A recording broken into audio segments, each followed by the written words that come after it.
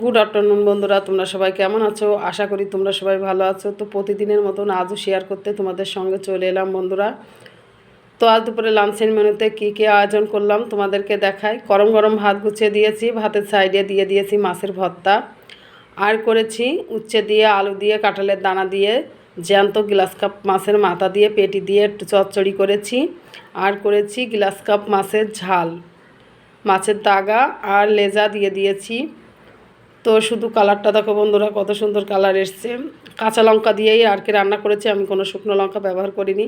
তো আজ দুপুরে লাঞ্চের মেনুতে এই আয়োজনগুলোই করেছি বন্ধুরা। তো কেমন হয়েছে আর কে কে এমন খাবার পছন্দ করো অবশ্যই কমেন্টে জানাবে বন্ধুরা। ভিডিওটি ভালো লাগলে লাইক কমেন্ট শেয়ার করে দেবে, সবাইকে দেখার সুযোগ করে দেবে, ফলো করে পাশে থাকবে, ইউটিউব চ্যানেলটা সাবস্ক্রাইব করে দেবে।